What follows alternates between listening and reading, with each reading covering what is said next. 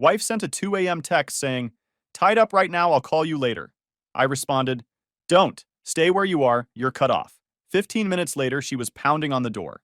She was fixing her ponytail at the bathroom sink when I walked in from work with takeout and plans for a decent movie night. Nothing fancy, just Tuesday on autopilot. The kind of evening that doesn't need planning because it's been the same comfortable routine for 3 years. I held up the bag from the Thai place 2 blocks over. "Got the spicy noodles you like. Extra peanuts. Pick anything that doesn't have explosions or time travel and we're good." She didn't turn around. Didn't even glance at the bag. Just kept working on that ponytail like it was an engineering project with a deadline. "Can't tonight. The girls are doing this coffee thing at that new place downtown. You know how it is. Drama, gossip, therapy, without the copay." Her voice came out quick and clipped, like she'd rehearsed the line during her lunch break. Practiced it in the car on the way home. The ponytail went higher, tighter, almost aggressive with how she yanked it into place. Her hand trembled just enough that the eyeliner smudged at the corner. She cursed under her breath and grabbed a cotton swab to fix it. "Don't wait up." That phrase hit different. She'd never said that before. Not in 3 years of marriage, not even during her girls' weekends or the conference she went to last spring. This was new territory. She wasn't scared. She was watching a clock I couldn't see, worried about being late for something that mattered more than takeout and Tuesday nights on the couch.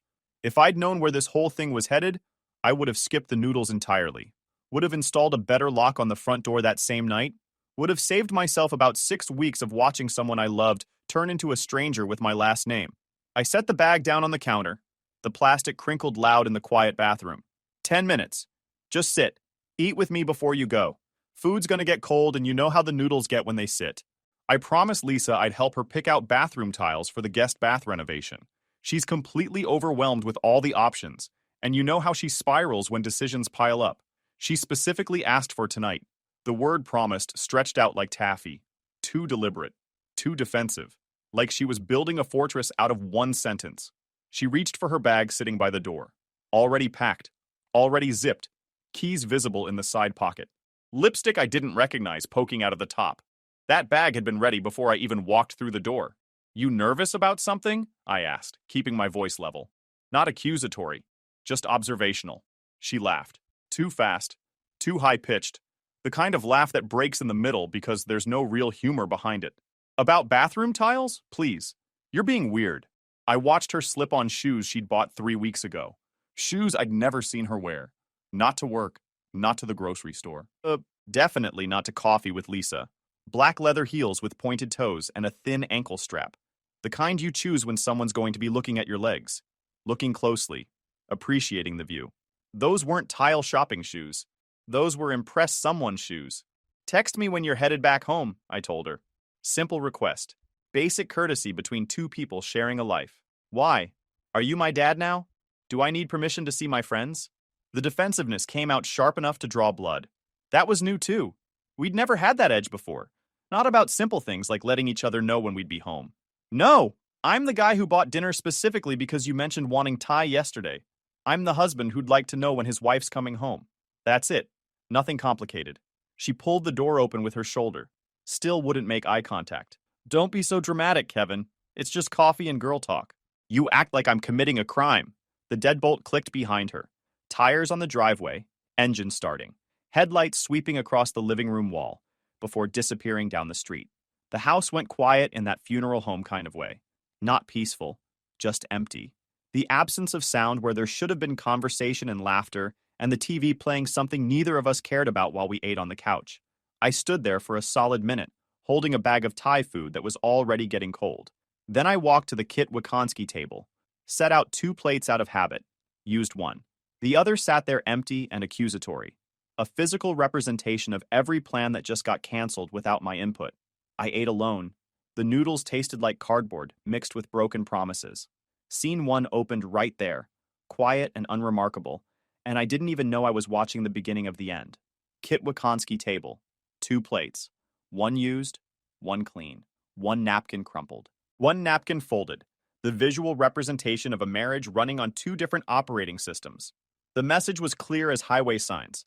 I started with patience anyway, because that's what grown men do when they still believe in the foundation they built. That's what you do before you realize the foundation's got cracks running through it like spider webs. When she got back close to midnight, I was in the garage sorting tools, just keeping my hands busy with something that made sense. Socket wrenches don't lie. Drill bits don't make excuses. They either work or they don't. Simple. Honest. Unlike whatever was happening inside my house, she stepped into the garage with her phone face down in her palm like it was evidence at a crime scene, like she was protecting a witness from cross-examination. You're still awake? It's late. I've got an early shift tomorrow. Told you to text me when you were leaving. Never heard from you. I kept my voice even, conversational, giving her space to do the right thing without pressure. I forgot. The time just got away from us.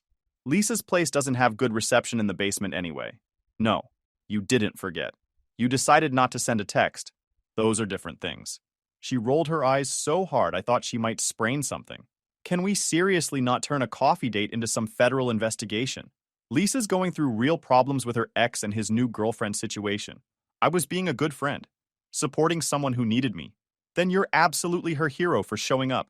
That's great. You always do that condescending thing whenever I have any kind of life outside this house.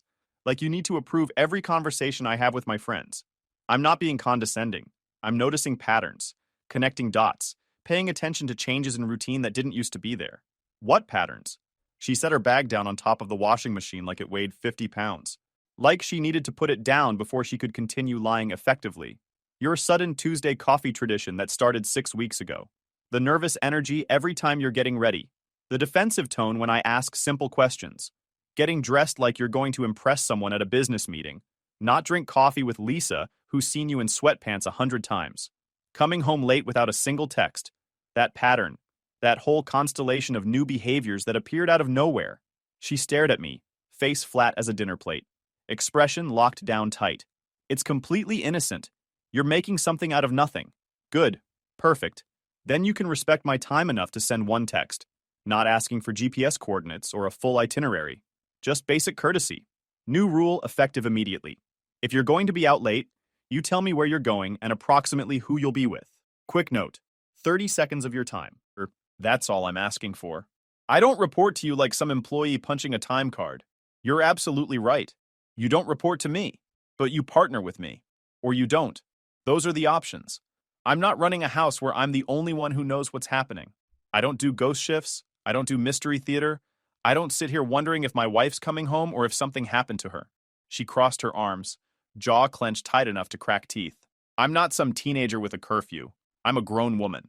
Then this should be the easiest thing in the world. Grown people communicate. They give their partners basic courtesy. They don't disappear for 4 hours without a word. She didn't answer, didn't agree, didn't disagree. Just stood there in those ridiculous heels she'd never worn around me before, staring at the concrete floor like it held answers she wasn't willing to share. Then she walked inside without another word.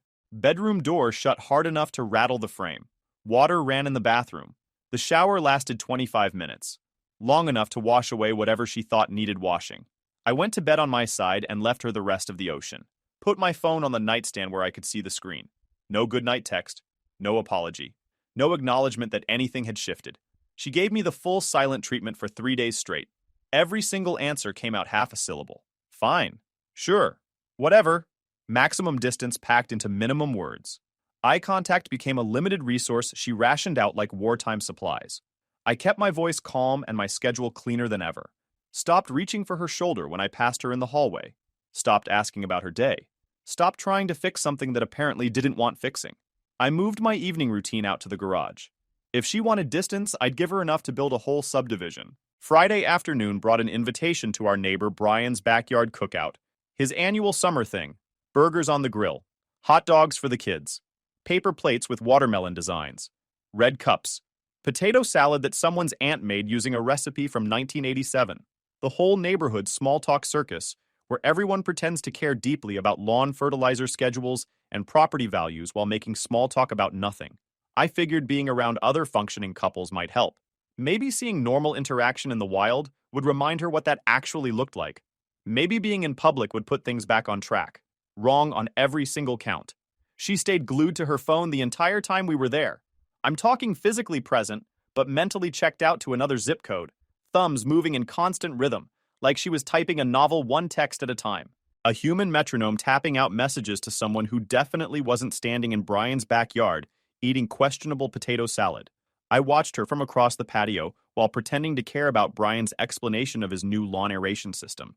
She'd look at her screen, smile, type something back, wait 10 seconds, smile again when the response came through.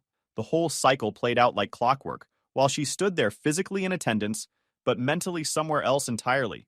I was standing by the grill with Brian, having a pointless discussion about charcoal versus gas, like it was the most important debate in human history, when Brian's wife Monica appeared at my elbow. "She doing all right over there?" Monica asked quietly, tilting her head slightly toward my wife, who was still absorbed in her phone. "Just asking because she looks kind of distant, like she's here, but she's really not here at all. You know what I mean?" "She's fine," I said.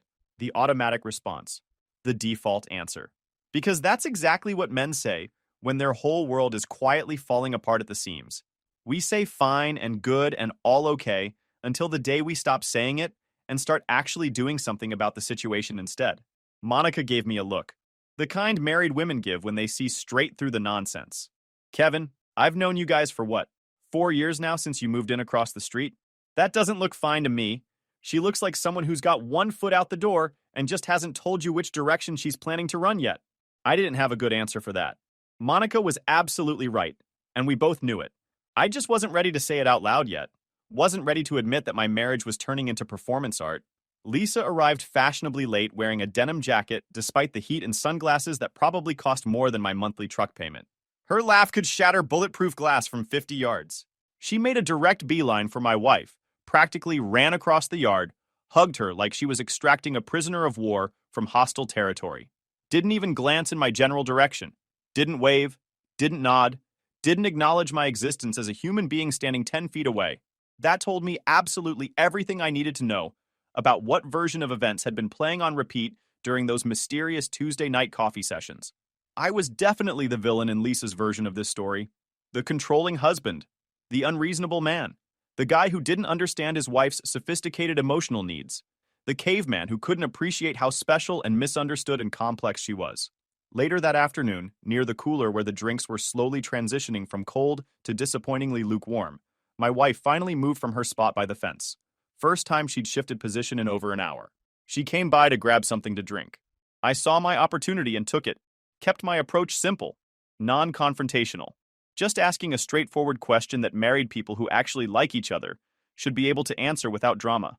"Are we good?" I asked. Direct, simple. 4 words. "We're fine," she said immediately. Automatic response, defensive tone. The same exact word I'd given Monica earlier, but with even less actual conviction backing it up. "That's not what I asked you. I asked if we're good. Us. This marriage. This whole situation we've been living in for the past 2 weeks."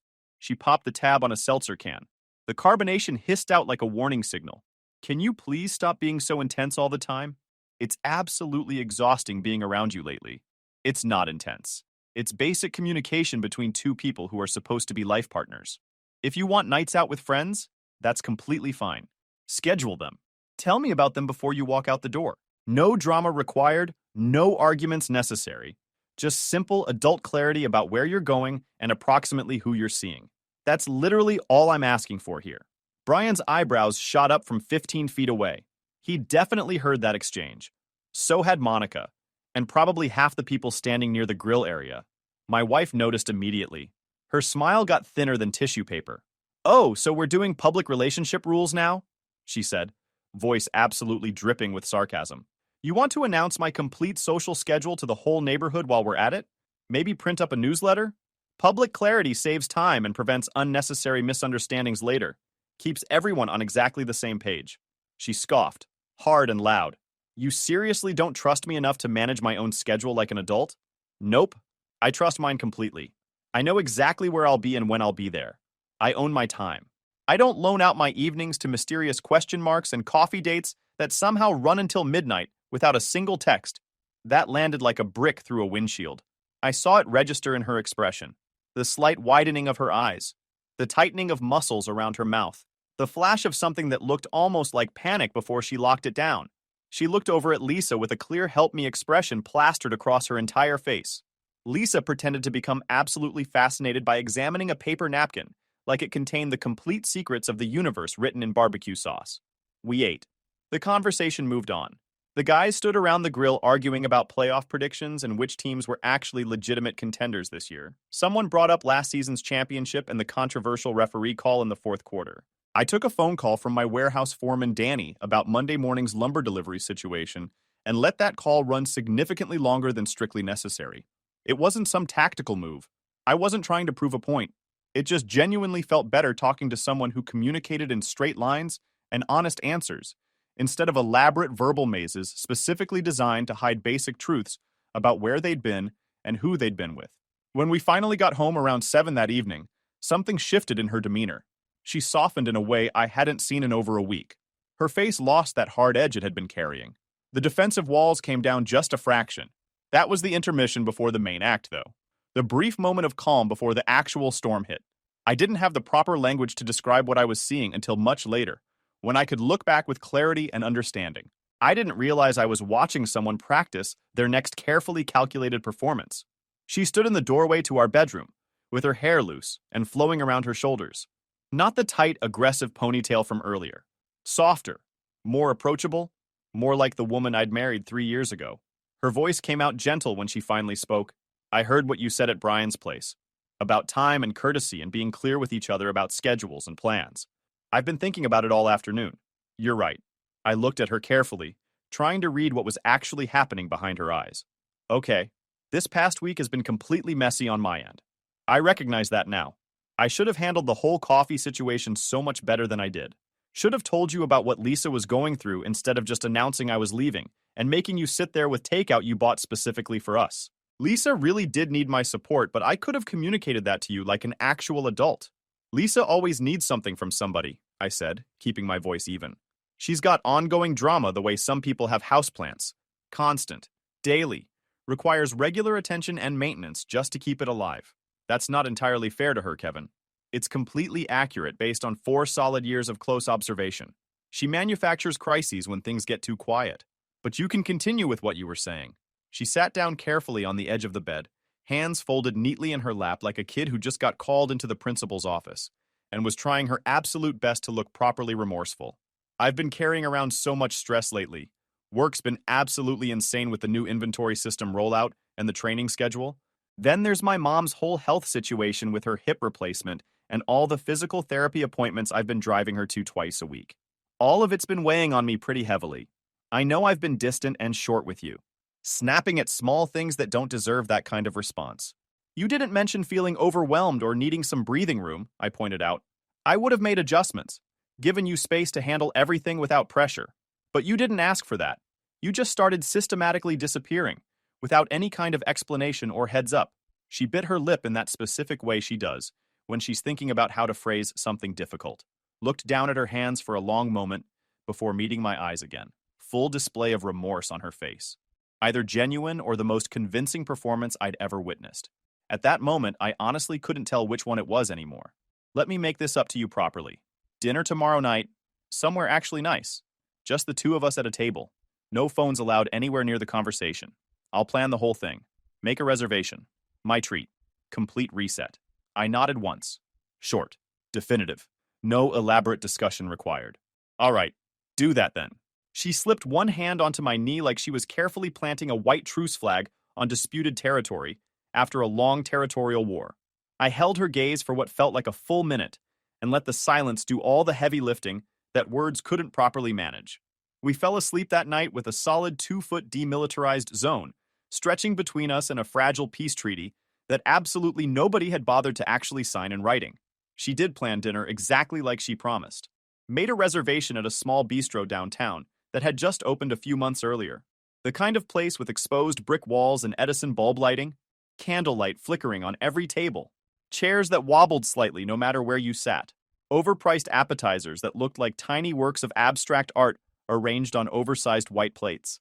The menu had descriptions longer than the actual food portions. But here's the thing. She was genuinely present that night, not physically there while mentally somewhere else. Actually engaged in the conversation happening across the table.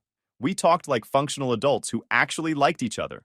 She asked detailed questions about Danny's new kid and how his wife was handling the sleep deprivation. Laughed at my story about the forklift incident at the warehouse last Thursday, when Jimmy nearly took out an entire pallet of drywall. Her laugh sounded real.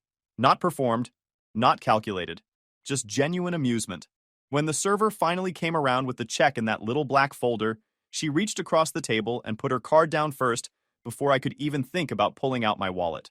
"Don't faint from the shock," she joked, actually smiling.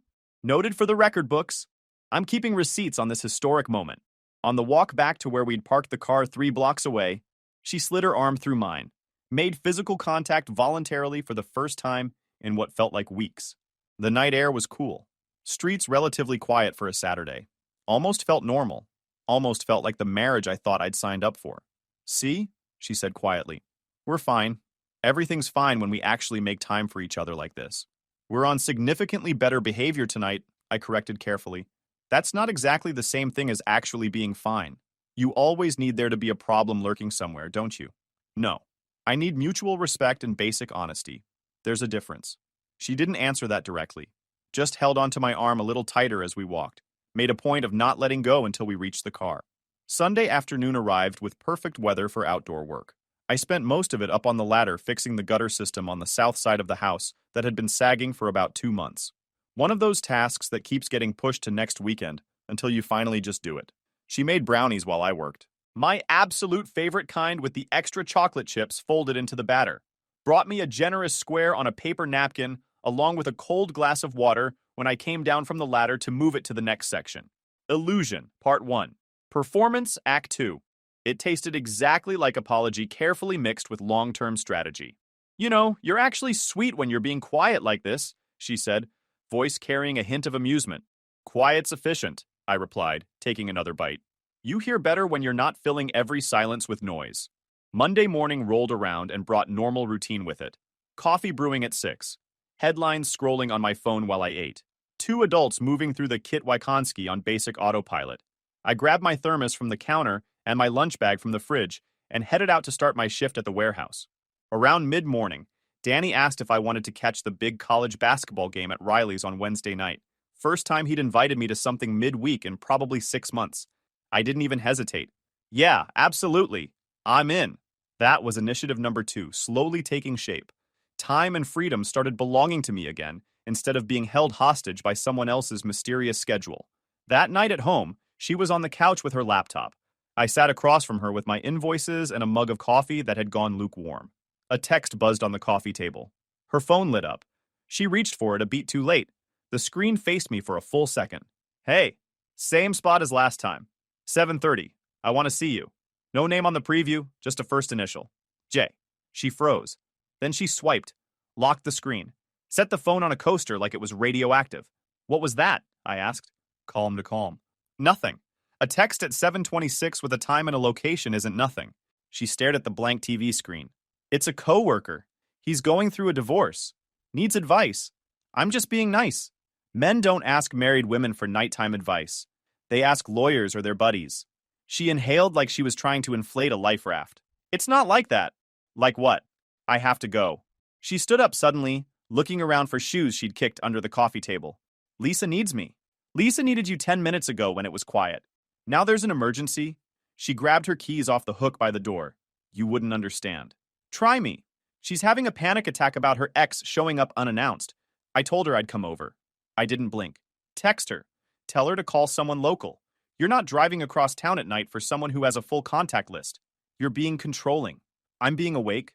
She left anyway. Slammed the door. Tires on gravel. Gone. I sat there for a solid 10 minutes, staring at the spot where her phone had been. Then I stood up, walked into the bedroom, and opened the drawer where she kept old notebooks and random charging cables. Her tablet was there.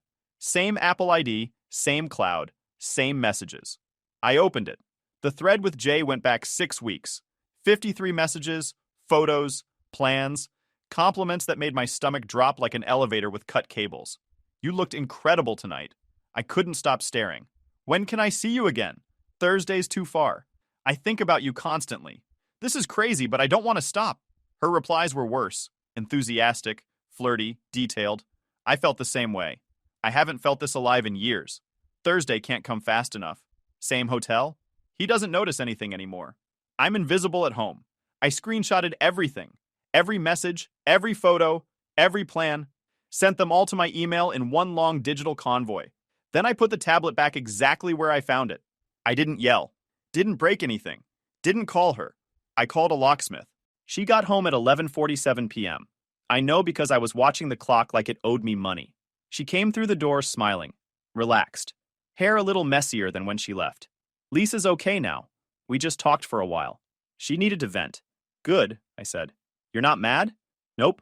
She blinked. Really? Really. I'm going to bed. You coming? Yeah, give me a minute. I went to the bedroom. She stayed in the bathroom. Water ran. 25 minutes. When she finally came to bed, I was facing the wall, eyes open, heart rate steady. She fell asleep in under 10 minutes. I didn't sleep at all. Tuesday morning, I left for work early. Called my buddy Trevor, who does estate planning. Told him I needed an emergency consult. He cleared his afternoon. I brought printed screenshots, bank statements, the deed to the house I'd bought 2 years before we got married, the truck title in my name, business paperwork for my LLC that owned the equipment I used for contract work. Trevor looked at everything with the calm focus of a guy who'd seen this movie 100 times. This is clean, he said. House is yours. Business is yours. Joint accounts got maybe 12 grand. You pull half before you file, it's fair game. She can argue, but she won't win. What about her stuff? Anything she brought in, she takes out. Furniture she bought, same deal. But the big assets are protected. You're in good shape. How fast can we move? I can have papers ready by Thursday. You want to serve her yourself or use someone? I'll handle it. He nodded. You're calmer than most guys in your spot. I'm past the angry part. I'm in the building phase now. He slid the folder across the desk. Then build fast. Wednesday, she texted me at work.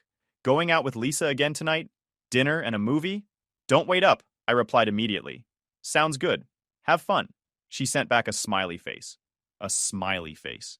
I forwarded the text to Trevor. He sent back a thumbs up. That night, I went to Riley's with Danny and watched the game. Ate wings. Laughed at bad commercials. Felt lighter than I had in months. Around 9, Danny asked if everything was good at home. Getting there, I said. He didn't push, just nodded and ordered another plate of fries. I got home around 10:30. Her car wasn't in the driveway. I went inside, grabbed a duffel bag from the hall closet, and started packing her clothes. Not everything. Just enough to get her through a week. Shoes, toiletries, the jewelry her mom gave her. I wasn't trying to punish her. I was trying to make an exit smooth. I set the bags by the front door. Then I sat on the couch and waited. She got home at 11:52 p.m. She walked in humming. Saw the bags. Stopped. What's this? I stood up. Your things. Why are they packed? Because you're leaving. Her face went white. Then red. Then something between confused and furious. Excuse me? I pulled my phone out, opened the screenshot folder, and held it up so she could see the first message. Her mouth opened. Nothing came out. I found the tablet, I said. Saw everything. The hotel. The compliments. The plans. All of it. Kevin, don't. I'm not interested in explanations. I'm not doing the crying scene or the apology tour. I'm done. She took a step forward. It's not what you think. It's exactly what I think. You've been running a side operation for 6 weeks. Maybe longer. Doesn't matter. The point is, it happened. And now you're out. You can't just kick me out. This is my home too. Actually, no. It's my house. My name on the deed. Check the county records if you want proof. You've been living here as my wife. That status just got revoked. She laughed. It came out bitter and sharp like broken glass. You're insane. I'm efficient. We can fix this.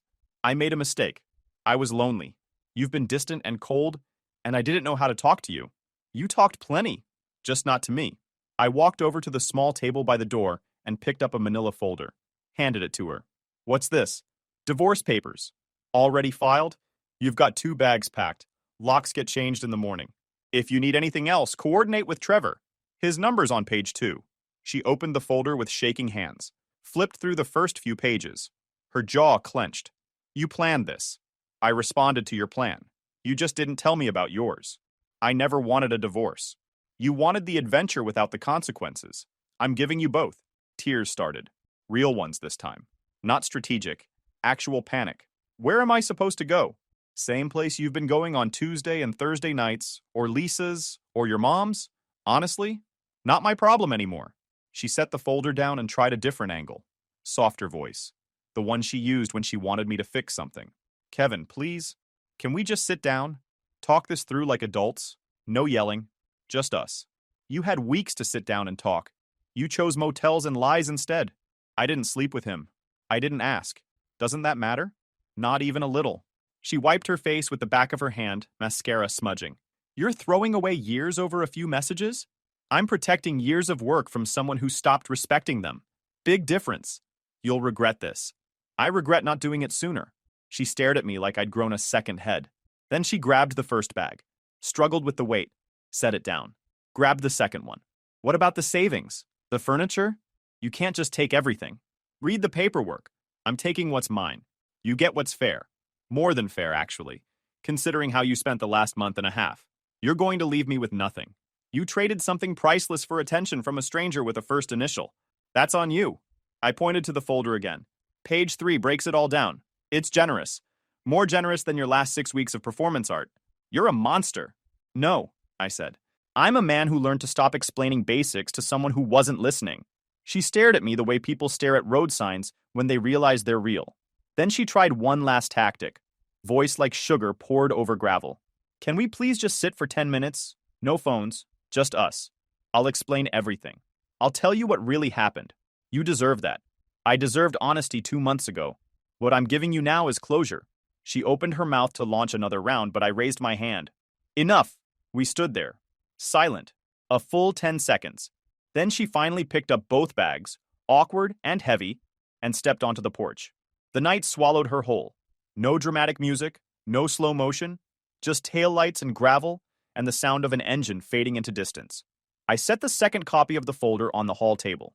Then I said the last thing I'd ever say to her as a husband. You went looking for something else. This is your only path now. Good luck with it. I closed the door. The new lock would be installed by noon tomorrow. The chain rested easy. The house exhaled. I didn't. The next few days were not peaceful. That's the lie people sell when they talk about clarity like it's a spa weekend. Reality is louder. She called from numbers I didn't recognize. Used Lisa's phone, her mom's phone, a blocked line that hit me 3 times at 3 a.m. I let voicemail do the catching. She left long messages that started with apologies and ended with threats. I didn't listen to most of them. At work, Danny looked at me over a stack of plywood. You good? I'm busy, I said. Busy's better than stuck.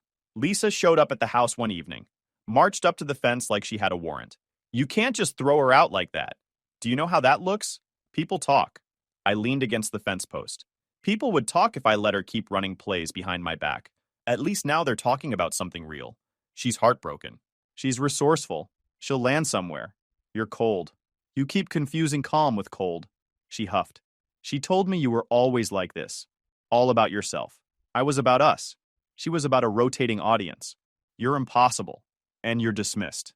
I walked back inside. That was my public boundary. Simple. Witnessed. Done. The divorce walked itself forward because I put it on rails early. Numbers got tallied. The house stayed mine. I'd bought it before we got married. The warehouse equipment was paid through my LLC. The savings account got split down the middle, legal and clean. She tried to argue about furniture, gifts from her family, a coffee table her sister gave us. I kept everything documented. Offer, counter, signature. No meetings at coffee shops to talk it through. No late-night phone calls to negotiate feelings. I treated it the way you treat a merge on the highway. Stay in your lane. Keep moving. Don't look back. My neighbor, Mrs. Wikonski, caught me by the mailbox one afternoon. Big changes, she said. Her tone had compassion in it, not gossip. Necessary ones. She nodded. Peace will come, not first, but it will. She was right about the order. It didn't come first. I kept my routine clean. Work, errands, evening walks. I stopped cooking for 2. Stopped leaving space on the couch for someone who wasn't coming back. When friends invited me out, I went.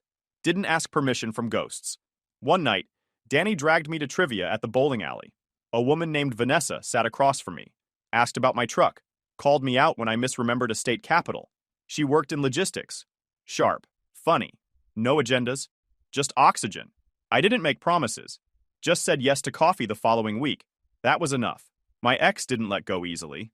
She left notes in the mailbox like we were in middle school. Tried to corner me in the parking lot of the grocery store. Started with, can we please just talk? And ended with, you owe me an explanation. I told her the same thing every time. I gave you the truth. You got it in writing. The rest is paperwork. The day the divorce finalized, I didn't throw a party. Didn't post about it. Just went to work, put in a solid shift, and drove home on roads that looked the same but didn't feel like a loop anymore. I parked, sat for a minute. Let the silence be exactly what it was. Just silence. Not a standoff, not a punishment, just the sound of a life that was mine again. Guys, we are so close to hit 100,000 subscribers on this channel. If you are not subscribed to the channel, please consider subscribing. It really helps hit that 100,000 mark. Thanks for making this dream come true.